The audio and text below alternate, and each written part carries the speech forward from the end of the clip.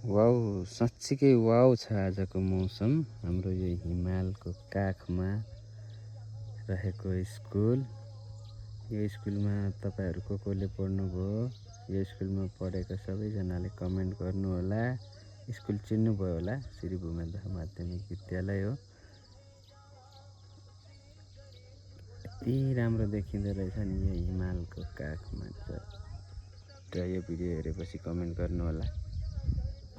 म आज बिहानै जुरुक्क उठेर यो स्कुलको भिडियो बनाऊ भनेर यहाँ एकदम माथि घरभन्दा माथि गएको छु यो भिडियो बनाउनको लागि। एउटा लाइक अनि एउटा कमेन्ट गर्नु होला है।